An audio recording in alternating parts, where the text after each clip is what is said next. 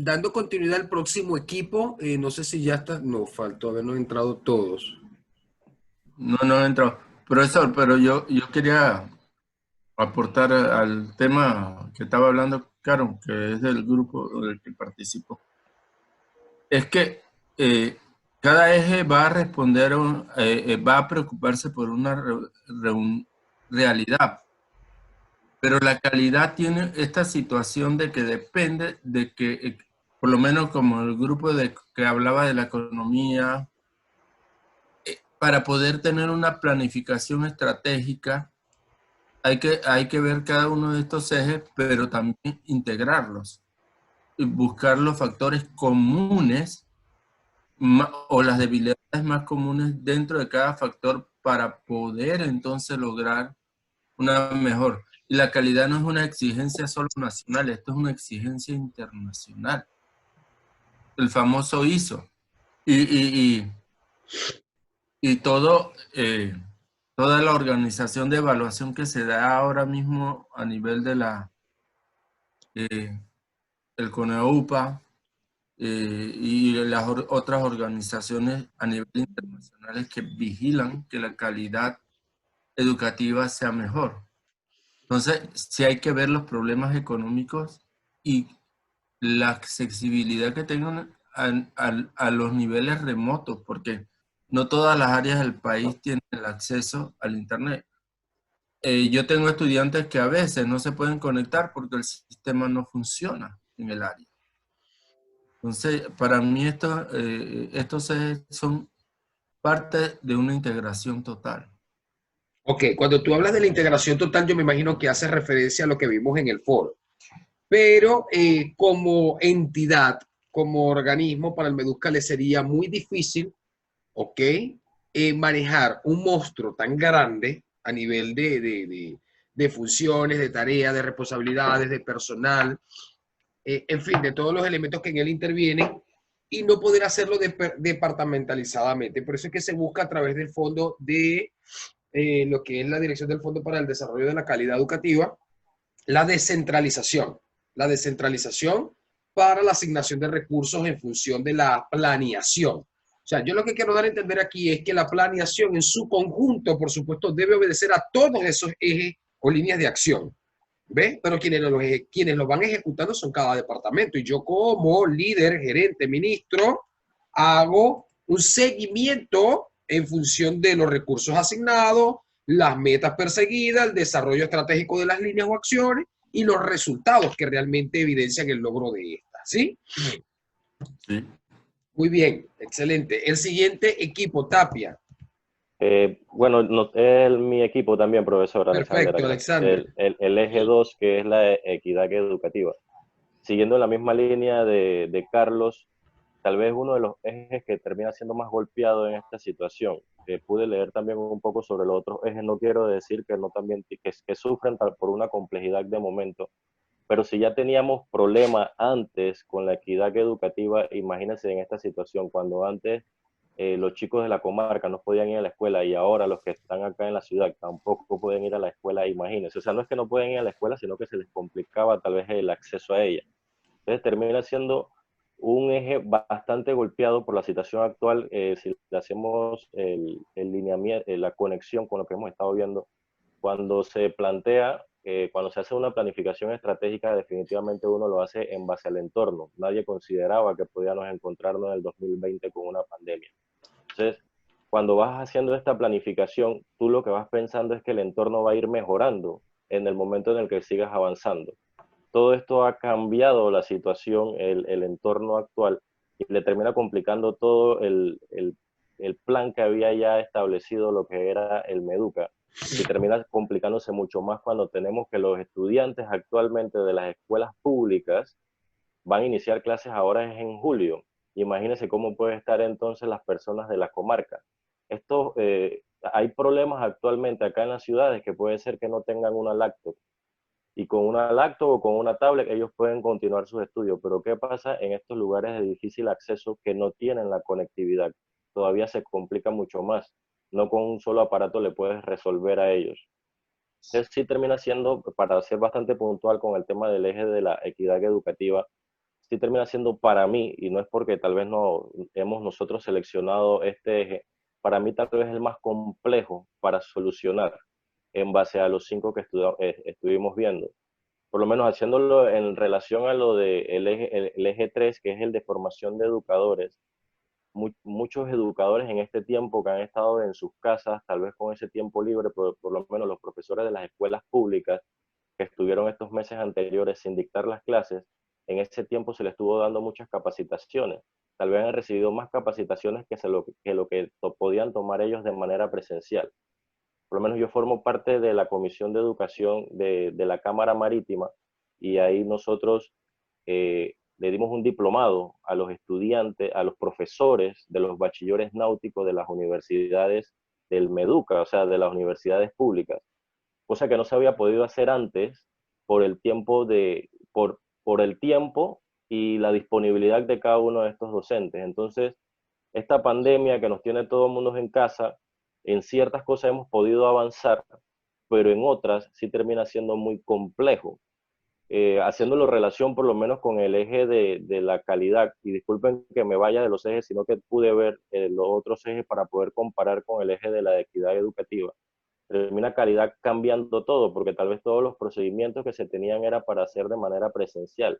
Ahora toca cambiar todo esto para que la calidad en sí se pueda dictar, de la educación pueda ser de una manera virtual o una manera a distancia, que todavía no se termina de definir cuál es esa modalidad con la que se quiere trabajar, ¿no? El problema, Alexander, es que aún los avances con respecto para la medición de la calidad en la virtualidad o en la educación a distancia y la virtualidad como variante de ella son muy incipientes. Son muy incipientes en la región.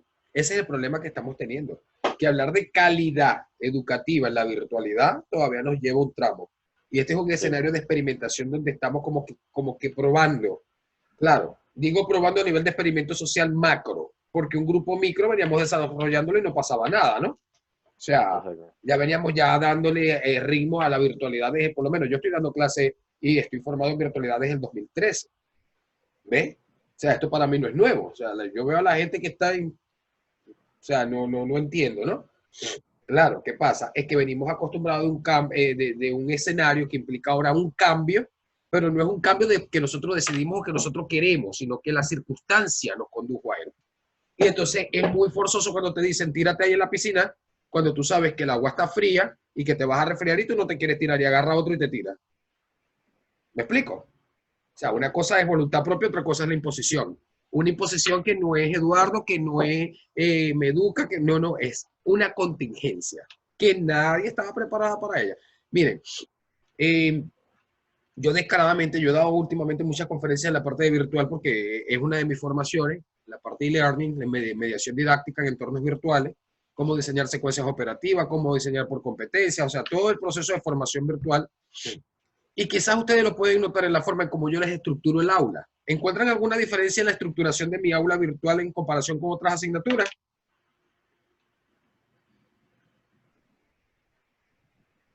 Bueno, claro que sí. Igual, pues afortunadamente. Totalmente. Perdón. Ángela. Ok. Sí, profesor, pero afortunadamente, pues me atrevo a decir con certeza que el profesor anterior también manejaba los entornos virtuales, pero no es tanto que lo plasme en la plataforma, sino cómo lo explica. Ahí voy. Definitivamente es más menudeado y más entendible para nosotros los estudiantes poder desarrollar una pregunta que usted da. Ahí voy. La mediación didáctica en un entorno virtual no obedece a si manejo o no manejo la herramienta tecnológica. No obedece a si conozco o no conozco la plataforma. No obedece a si cargo o no cargo un documento. Obedece a un complemento de varias competencias. La competencia didáctica de mediación, de planificación, de orientación de la evaluación en función a lo que se pretende alcanzar en el marco de la asignatura. Las competencias tecnológicas, las competencias disciplinares propias del área que estoy impartiendo y las competencias de gestión, de comunicación, de asertividad, de acercamiento con el participante. Todas en su integración es lo que permite que esto fluya. ¿Qué quiero decir con esto? Yo no estoy cuestionando de que otros profesores lo hagan o no lo hagan, porque cada quien tiene su estilo, pero lo que les quiero dar a entender es que hemos querido encajonar las clases de presenciales a virtual, como si fuese la misma rutina, la misma secuencia. No, Y no es no lo puede ser, no es lo mismo. No es igual. A mí me intentaron decir, profe, tiene que dar 3 horas de clase, no aquí, en otra parte. Yo le dije, 3 horas de clase virtuales. No se puede. Yo le dije, primerito y principal, que la columna mía no la voy a exponer a cualquier tipo de lesión. Para empezar, 3 horas curricularmente no implica el desarrollo de la virtualidad. ¿Por qué? Porque la virtualidad entra en el juego 2 elementos. Uno es el trabajo independiente que hace usted como estudiante cuando yo cierro la lacto. Y 2, el trabajo colaborativo en función de las actividades sincrónicas y asincrónicas que yo desarrollo. Desde el momento que usted enciende la computadora, ya eso es tiempo invertido en función de su proceso de formación, que debe ser contabilizado desde el currículo. Pero es que hay gente que no está preparada para. Entonces, Exacto. cree que hacer virtual es esto, Zoom. Yo utilizo Zoom porque es mi canal inmediato, o sea, pero yo puedo utilizar otra plataforma, Teams, puedo utilizar lo que se me ocurre, y si no es así, unas videoclases, porque también hay remotas, donde yo grabo cápsulas de aprendizaje y voy generando y colgando en el aula virtual. Y sin embargo, fíjense que ¿qué estoy haciendo? Descargo estos encuentros y se los llevo a la plataforma para que ustedes puedan reforzar. Pero en otras universidades de otros países, que yo no hago sincronía, yo grabo son las microclases y ellos tienen la guía instruccional, tienen el ejercicio de aplicación, las evaluaciones, tienen la videoclase y la retroalimentación, más el foro de activación. O sea, hay ruta, hay diseño. ¿Por qué digo yo esto? Porque ninguno estaba preparado para este cambio. Y de la noche a la mañana, ¡pum!, virtual. ¿Qué hicieron los docentes? Yo les digo, yo asesoro mucho y les digo, no se exploten, cálmense, diseñen su propia ruta de mediación didáctica. Esto no es así. Esto es así, así, así, así, así, así. Ay, profe, así es más fácil. No, no es fácil, porque la virtualidad implica más. Pero lo que les quiero decir es que es un cambio de chip que no estábamos preparados. Igualito ha pasado en todos los escenarios. En todos los escenarios. Profesor, tengo un comentario aquí en lo que usted dice. Los docentes no estaban preparados y yo siento que uno de los principales problemas que se ha tenido en todo esto es que definitivamente el estudiante tampoco lo estaba. Pero si el docente no está preparado, ¿cómo va a estar el estudiante? Si el estudiante es la arcilla que el docente moldea. Por supuesto, pero entonces se ha dejado aparte al estudiante, el docente ha recibido capacitaciones para poder dar estas clases virtuales, pero hay muchos estudiantes que todavía no entienden la metodología o la modalidad que se está estudiando. Perdón, Entonces, Alexander, difiero totalmente de tu postura, porque es que la función del docente es didáctica. O sea, sí, la enseñanza, el proceso de mediación implícitamente tiene que conducir al estudiante sin él darse cuenta cómo apropiarse de las tecnologías. Y por eso es que uno tiene que ser muy enfático con las instrucciones de una actividad. Exacto, por eso. Hay que ser muy específico, muy claro cuando uno da una actividad. ¿Pero por qué se lo digo? Porque los estudiantes todavía tienen el chip de la clase presencial. Entonces el estudiante Alexander, lo tienen los docentes. Sí, exacto. Lo tienen los docentes. Imagínense los estudiantes. Entonces, cuando no se le dice al estudiante, mire, nosotros vamos a trabajar con 2 sesiones, vamos a trabajar con actividades asincrónicas, vamos a trabajar con actividades sincrónicas, vamos a dividir el tiempo, la mitad en clases online, la otra va a ser por medio de la plataforma. Si no se le explica al estudiante, el estudiante va a decir, el profesor solamente me dio la mitad del tiempo de las clases, o el profesor no me ha dado las clases. Entonces, en lo que continúa... aquí hay un problema y con todo el respeto voy a ser intransigente con lo que voy a decir. Por la experiencia y la formación que tengo. El problema que tenemos son los docentes. Ah, no, eso estamos claros. O sea, te voy a poner un escenario. Un buen docente, perdón, profesor, un buen docente anima al estudiante a aprender. Sea cual sea el medio. Ya sea presencial, virtual o de cualquier modo. Un buen docente es el que hace que el estudiante tenga una cultura investigativa, ya sea en cualquier, en redes. Ahora ya va. Dicen algunos coordinadores académicos de las universidades que no es necesario que se hagan estas reuniones virtuales en Zoom o otras plataformas, con que se les entregue los materiales y se les suministre en la plataforma a ellos y hay una comunicación constante con ellos, ya puede ser por correo o por vía WhatsApp, dependiendo del docente. Eso no es virtualidad. Que cumplan con estas asignaciones Eso no es virtualidad. Eso no es virtualidad. Ese es el problema. Eso es a distancia. Miren, yo les voy a hablar. No voy a decir la universidad. No. A ver, permiso. Yo aquí no estoy buscando. Eso es educación a distancia. Permiso, Tau. Yo no estoy buscando aquí quién lo hace, quién no lo hace. No, esto es un marco de reflexión y que podamos utilizarlo como espejo para comprender cómo este proceso de transición ha implicado un cambio de paradigma, como lo decía Ángela y Yamile en su video, y que ese cambio de paradigma está golpeando dos elementos medulares, calidad y equidad. Calidad y equidad. ¿Qué sucede? La gente se está ahorita apoyando, y lo digo en todas las conferencias que me paro a nivel internacional, y se los digo en su cara, a mí no me importa. Porque la gente tiene que tener 4 dedos de frente, yo tengo más, tengo 7. La gente tiene que tener tantos dedos de frente para poder pensar y buscarle la lógica al discurso. Y simplemente pararte y decirte a ti mismo, oye, si tú no sabes planificar una clase presencial, ¿cómo vas a saber una virtual? Para empezar por ahí. Profesor, en resumen, el docente es el que necesita la formación, ¿verdad? Entonces, ¿qué garantiza de que al docente se le está enseñando cómo debe ser? No, el resumen todavía no lo voy a dar. Ese resumen se lo doy al final, Cristian. El resumen se lo voy a hacer en función a la intervención de todos. ¿Qué pasa con la formación del docente? La formación del docente es producto de lo que las universidades forman. Entonces hay que volver y voltear la mirada al plan de estudio de las carreras de educación y profesionalización docente para saber si están atendiendo las necesidades del contexto sociocultural y a las demandas del campo laboral como tal. Primer punto. Segundo punto.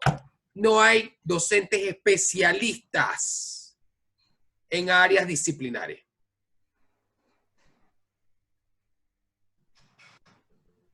Tapia se rasca la cabeza. Explico.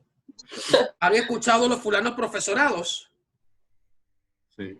¿Qué es un profesorado? Un profesorado es una licenciatura en educación. Pero el profesorado lo toman profesionales que no son del área de educación. ¿Ya? Entonces sales profesor o con énfasis o con área en tu área de pregrado. Si eres marítima, profesorado en marítima. Eso es falso. Eso es falso. ¿En qué sentido digo que es falso? Es que te está brindando herramientas y componentes docentes para tú incorporarte a una educación media general, a una educación de bachillerato, pero tú no llevas formación base para atender esa población. Tú te estás montando sobre una profesión previa y sobre esa profesión previa vas a ver todo lo de educación. ¿Sí me estoy explicando lo que les quiero decir o no? Por eso los proyectos de crear la universidad pedagógica a nivel nacional. ¿Sí me explico? Miren, la experiencia curricular, y ¿por qué estoy tocando esto? Porque un elemento que trabajamos en los contenidos fue la transformación curricular. Y el grupo lo manejó muy bien. Me gustó mucho la presentación de Henry y compañía.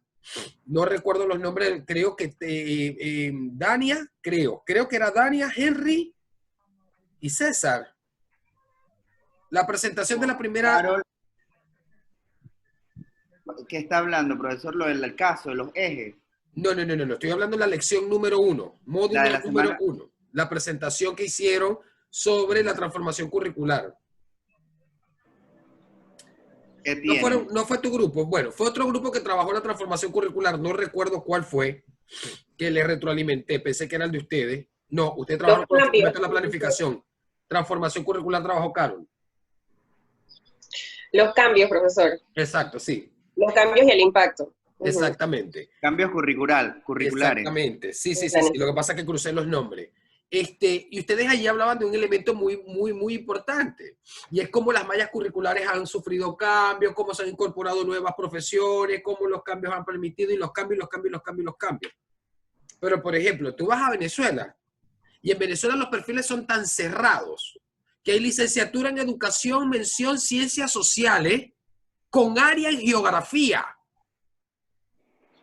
Y cuando tú vas a un liceo o una escuela a buscar trabajo, te piden en el perfil licenciado en ciencias sociales,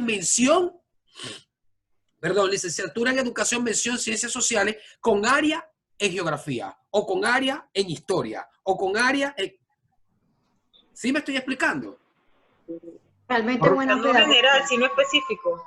Porque los perfiles tienen que ser específicos. Yo, Eduardo Atencio, soy licenciado en Educación Integral. Y la licenciatura integral incluye todas las áreas del saber. ¿Para formar qué? A los chiquillos, hasta 6º grado. Ese es mi perfil. ¿Y ustedes creen que yo domino aritmética, que yo domino geometría? Que yo... Matemática. No es mi fuerte, no es mi área. Yo odio estadística. Esta pandemia me dejó frustrada. Ah, bueno, en estadística sí me gusta por mi formación como investigador. Cuando hice Total, esa la materia. especialidad en metodología de la investigación, nada más que vi 7 estadísticas. Yo ¿Ya? odio esa materia. Entonces, eso es lo que hay que entender, que los cambios, nadie estaba preparado para esto, y esto es una condición de responsabilidad mutua. Por eso es que no podemos comprender la educación como un hecho aislado de la sociedad y de la cultura, y de la política y de todo. O sea, esto es un sistema. ¿Por qué hago referencia a esto y me voy al foro? ¿Ya entendieron por qué hablaba de pensamiento sistémico? Ya entendieron por qué yo no puedo hablar ni decir de que un eje o que alguna acción es más importante o más impactada o más golpeada que otra. Porque es que todas propenden en todo. Todo el entorno. Ahora me causa ruido un elemento que ustedes hicieron alusión en el foro. Y yo quiero que lo debatamos, porque de verdad que me rasqué el pelo que no tengo y me dije, ¿será que yo me equivoqué? Tranquilo, ríanse. Es chiste. Voy a lavarme la mano. Y yo dije, Es un rompecabezas. ¿será que me equivoqué? Dije yo, ¿no? Claro, ya eran las 3:30 de la mañana y decía, oh, ¿será que no estoy viendo bien? Me quité hasta los lentes porque siento que ya tenía la vista cansada. Y me puse a ver, y ustedes están confundiendo el pensamiento sistémico con el pensamiento Con el sistema. sistemático. Y yo, Eduardo Atencio, hasta ahorita yo no he leído sobre pensamiento sistemático. No quiere decir que no exista, ¿no? Pero no es lo mismo ser sistemático que ser sistémico. Ojo. Profe, una preguntita, ¿y en base a qué palabras o redacciones básicamente fue que se identificó eso para saber, pues, si la confusión en qué nivel está con nosotros? No, bueno, no puedo decir que todo. Leí como 10 intervenciones donde referían que estaban de acuerdo con el pensamiento sistemático. Porque el planificador debe asumir un planeamiento sistemático, un pensamiento sistemático. Sistémico. Otros sí hablaban de pensamiento sistémico. Yo los Pero era compartí. citando la misma palabra, profesor. Sí, claro. O sea, dentro del discurso, dentro de la hilación del discurso, unos hablaban a pensamiento sistémico y otros hablaban de pensamiento sistemático. Pero lo peor era que se contradecían porque uno hablaba de pensamiento sistémico y el otro agarraba y salía y decía, yo estoy también de acuerdo con el pensamiento sistemático, porque entonces el sustento que le dan al pensamiento sistemático es lo que corresponde al pensamiento sistémico. Entonces no sé si es que se confundieron de término y siguieron la hilación, pero si se confundieron de término, déjeme decirle que el que lo hizo la primera vez se lo perdono. El que le siguió la corriente de la primera vez no se lo perdono, porque tuvo que haber detenido y decirle, compañero, el pensamiento sistemático es esto y esto y esto y esto. En esta ocasión es pensamiento sistémico. Y ¡pum! Reencauzar el proceso. Le perdono al que lo hizo la primera vez. El que se le siguió la seguidilla, no se lo perdono. No se lo perdono. Porque ¿qué entienden ustedes por sistemático? A ver.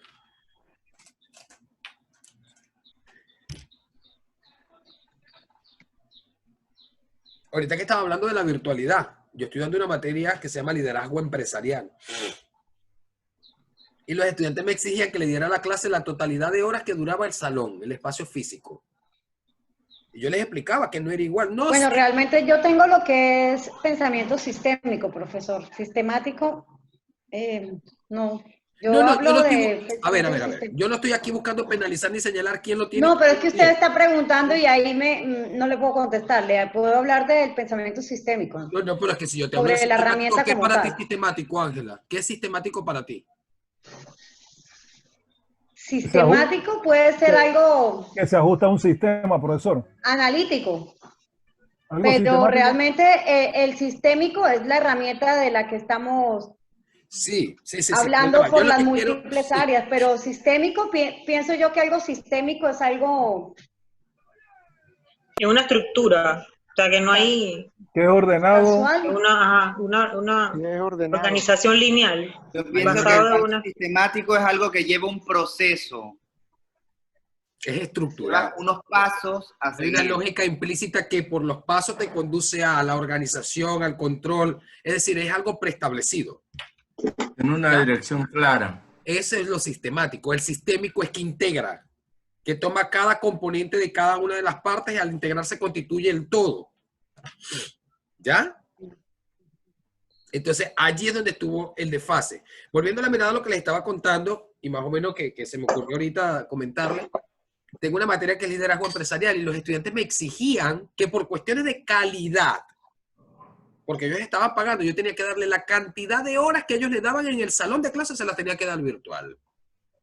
Yo les expliqué de buena manera, miren muchachos, en la mediación virtual, no, las queremos completas. Yo dije, las quieren completas. Profesor, Dije, una por dentro pregunta. de mí, no saben ellos lo que se van a llevar conmigo. Profesor, 4 horas. una Deja que pregunta. termine. ¿Existe un protocolo relacionado con el horario de clases virtuales? Nosotros tuvimos una materia de 5 horas seguidas, virtual. Sí, terrible. 5 horas estadística. seguidas. Todavía estamos con Es Es ese... que ella no tiene metodología para ser profesora. Pero la perdóname, pregunta es, porque profesor, mi ¿existe un presencial. protocolo de horas virtuales mínimas? No, Es eso agotador. ya esos aspectos de administración curricular sí obedecen a la característica de la universidad, pero no tanto las características de la universidad, a las condiciones y particularidades de un programa académico curricular. Hay una malla curricular con una cantidad de horas teóricas y una cantidad de horas prácticas. Allí Exacto. lo que hay que hacer es una convergencia de cantidades teóricas y prácticas a encuentros sincrónicos y asincrónicos. Y dentro de lo asincrónico, dividir trabajo colaborativo y trabajo independiente del estudiante. Eso es un proceso. Lo que pasa es que no cualquiera llega ya, porque no todos tienen formación base en didáctica, en currículo. Profesor, ¿Ya? pero ¿quién vela para que eso suceda? Esto ¿La universidad? En la universidad, por eso hay que Esto poner la implica, ciencia para que no, ni siquiera la universidad. Es cuestión de yo, docente, tener conciencia de cómo se estructura una clase. Yo no le Sentido puedo dar la común. responsabilidad a la universidad cuando la universidad me está entregando un programa analítico con unas ciertas condiciones curriculares. ¿Sí me explico? Soy yo, docente, el que tengo que configurar en atención a esto. ¿Qué es lo que pasa? Que volvemos al inicio de la formación docente. Si no estamos preparados didáctica y curricularmente para dar una clase presencial, mucho menos para virtual. Que es lo yo que puedo estamos manejar mucho tratando. el tema, pero no ser docente. Exacto. Exactamente, es lo que estamos tratando ahorita con todos estos encuentros y congresos y formando docentes y formando docentes. Sáquense de la cabeza de que es correcto dar la misma cantidad de horas presenciales a virtuales. De por sí la misma universidad nosotros. Solo en la semipresencialidad, que es blended learning, no es e-learning, ¿ok? Solo en la semipresencialidad es donde yo el encuentro virtual sincrónico tengo que darlo completo. Claro. ¿Ya? Pero Nosotros ahorita Ok. no estamos en semipresencialidad, estamos en virtualidad. Tengo una Doctor, preguntita, profesor. Pero ya va, Dale, porque me Carol. estoy saliendo y no he dado la clase de hoy, ¿oyeron? Ajá, dime, Carol. Una preguntita nada más, o sea, acláreme si no sé, mi concepto está errado. Usted menciona, y yo estoy de acuerdo, con que pues esa autogestión O sea, como docente, pues de adecuar, de estructurar, porque lo he visto incluso con personas allegadas, pues le corresponde al docente, esa es su responsabilidad. Pero mi pregunta es la siguiente, la universidad, como la institución encargada de garantizar en cierta medida, en cuanto a esta parte, pues pongámoslo de coordinación, de planeación, ¿no ejerce algún tipo de responsabilidad Sí, al total. fiscalizar y supervisar? Yo termino una clase y yo inmediatamente me reporto con el ingeniero Miguel. Y el ingeniero Miguel está al tanto y me llama y estamos claro, lo que pasa es que también tiene que ver con la autonomía del docente, ¿no? Por lo menos yo no tengo problema. Yo nunca he tenido un problema de que me llame, profe, no cargó una actividad, profe, no se conectó, profe, no está atendiendo a los estudiantes, profe, usted no responde. No, porque es que yo estoy preparado para lo que estoy enfrentando, ¿me explico, no? Pero es que eso es responsabilidad individual, profesor. Claro, Exacto. claro, sí, es un responsabilidad Yo lo que individual. siento, o sea, lo que pienso es que también la universidad pues no puede ser tampoco tan pasiva al momento de recibir o fiscalizar, pues porque de igual manera ellos con más razón les interesa todo este tema de sostener la calidad. Vuelvo y repito, es un sistema, no es la Es universidad. un- ¿Ya? Es el docente, es el estudiante, o sea, La esto parte es un administrativa, exacto. sistema, esto es un sistema. Pero déjeme, ya va, Carlos, sí te voy a dar la palabra, por favor, que te veo que está, que te mete por la cámara. Sí, efectivamente, por lo menos yo lo hago, por el deber cumplido, por el compromiso con la formación de mis estudiantes, porque yo no tengo necesidad de hacerle 3 encuentros de 40 minutos cada uno. Yo con uno, para darle las orientaciones, tengo, porque esto es virtualidad. En la virtualidad se maneja la autogestión de la información y el conocimiento. ¿Ya? Yo simplemente les doy las instrucciones, les cargo los recursos en la plataforma, les explico las instrucciones y ustedes quedan trabajando. Eso es virtualidad. Porque esto es clase invertida, profesor, ahora. Las clases ahora son Flipped invertidas. Classroom, exactamente. El problema está que el Flipped Classroom implica antes, durante y después de la clase, dentro del entorno y fuera del entorno virtual, con trabajo colaborativo y desempeño autónomo, con horas sincrónicas y horas asincrónicas. ¿Sabemos eso? En español. Profesor. Claro, que dijo no escucho. Dime, Carlos. Henry, cómprate un audífono. No, por lo menos nosotros en la universidad, como docentes, nos dijeron las clases virtuales o las clases semipresenciales o a distancia no deben pasar. No es lo mismo, Carlos. No, o sea, disculpe, el tiempo en virtualmente dando una clase no es el mismo del tiempo reloj de clases normal. Igual la universidad le pide a nosotros, como usted lo dice, no es que están detrás, pero sí siempre hay que dar tener una comunicación de lo que uno está haciendo con ellos, como usted explicaba. Y realmente lo que yo hallo es que realmente esto necesita también un acompañamiento para porque realmente Alexander lo explicó, a las escuelas privadas de náutica, por lo menos, o a las universidades privadas, le dieron ahora seminarios, lo que es pública, la área pública. Pero realmente a los profesores o docentes de todas las universidades privadas no se les dio este tipo de... Vuelvo y repito, ya eso es Bueno, política universitaria, autoedúquese. ya eso es política universitaria, incluso yo como Eso es lo que docente, nos queda, Ángela. mira, escúchame lo que estoy planteando. Yo como docente no puedo esperar que la universidad venga a darme un seminario para yo aprender educación virtual. ¿Ya? Exacto. Eduardo Atencio, que soy especialista en entornos virtuales de aprendizaje desde el año 2014 con Virtual Educa y la Organización de Estados Iberoamericanos en Argentina. Ahorita terminé una formación de nivelación de tutores en línea con la Universidad Internacional de La Rioja, la UNIR, en España. ¿Y ustedes se creen que yo lo hice por qué? Porque quiero hacerlo. No, sino que es que día a día hay nuevas herramientas, hay nuevos recursos, hay nuevos procesos y yo tengo que ir incrementando mis competencias en esa área. Ahorita solté la de la UNIR porque ya lo terminé. Estoy terminando, bueno, terminando no. Estoy haciendo uno con una universidad de Brasil. Y ya tengo visto uno en el Tecnológico de Monterrey. Porque resulta y acontece que ya ahorita no solamente somos dadores de clase, tenemos que convertirnos en productores y generadores de contenidos digitales para nutrir las plataformas con nuestros propios recursos. O sea, esto es un tema complejo. Después podemos conversar sobre educación virtual, todo lo que ustedes quieran. Incluso voy a abrir una capacitación virtual para los profesores que ahorita mismo están dando clase, profe. Mándeme esa invitación, profesor. Seguro. ¿Sabe que profe, ¿sabe que yo no he escuchado el tema de la efectividad de la metodología en cuanto a las evaluaciones de los estudiantes? Porque yo desde mi casa tengo mi librito al lado. Vuelvo al mismo problema, formación docente. Creemos que evaluar con cuestionarios en línea y pon la cámara que quiero verte haciéndolo, creemos que es el proceso. ¿Cuántos cuestionarios les he hecho yo a ustedes? ¿Cuántas pruebas desde que les estoy dando clase? Ni uno. Ninguno. Primero porque estamos en un enfoque, un paradigma constructivista. Yo no busco aquí memorización, yo busco reflexión, construcción del aprendizaje, debate. ¿Ya? Pero los de escuela primaria, ¿cómo va a manejar eso? ¿Cómo se mide la efectividad? Lo primerito, antes de hablar de efectividad, tienen que configurar un modelo de evaluación que implique la modalidad educativa y los recursos en línea. Primer punto. Profesor, Miren, yo les voy a hablar muy descaradamente. Lamentablemente, padecemos de competencias para hablar de estos temas de gestión desde la virtualidad. Porque ahorita, miren, no, yo mejor no sigo hablando porque es que de verdad que esto es un tema que a mí me pone súper sensible. Profesor. Aquí pasa un solo problema. Que en época de pandemia, permiso, aquí está pasando un problema. Y el problema es en que en época de pandemia, ahora todo el mundo es experto en virtual. Todo el mundo. O sea, impresionante.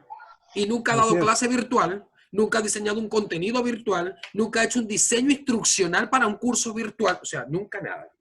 Profesor. Sí, ya te escuché, dime. Yo participé en una conferencia que dio la UNIR. Ajá. Fueron tres o cuatro jueves.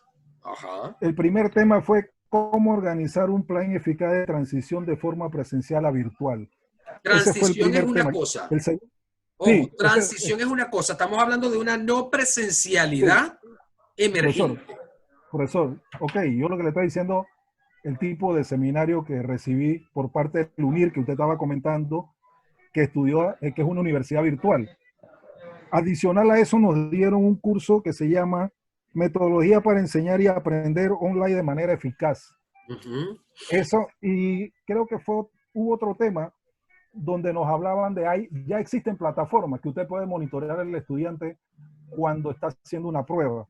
Claro, en América solamente la tiene Estados Unidos y Canadá y los países europeos, porque aparentemente la plataforma es un poco cara.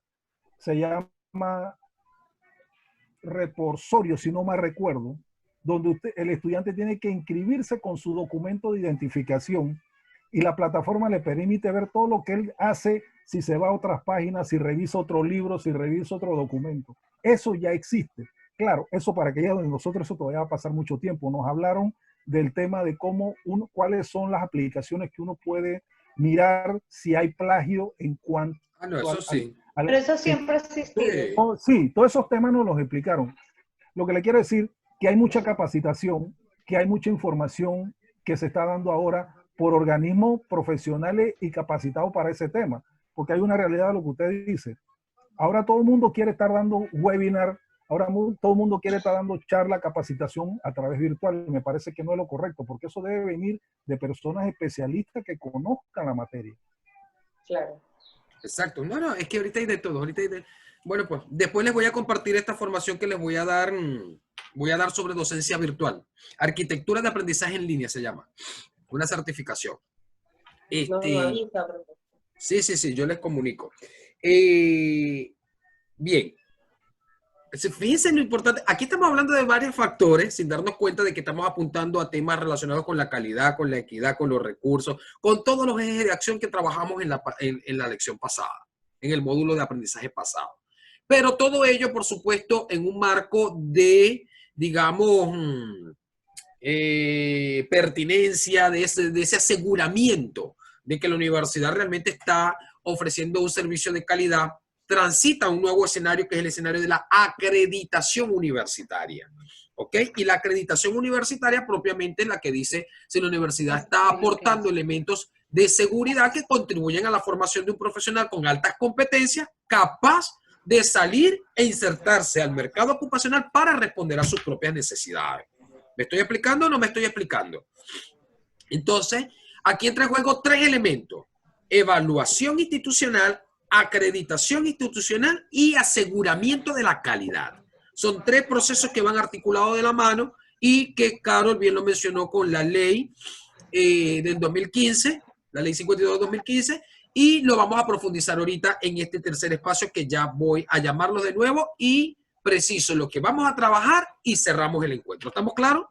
Atentos, volvemos a entrar. ¿No estamos cansados? ¿Estamos bien? Bien. Ok. Todo bien, perfecto. Entonces los vuelvo a llamar y entramos de nuevo, ¿sí?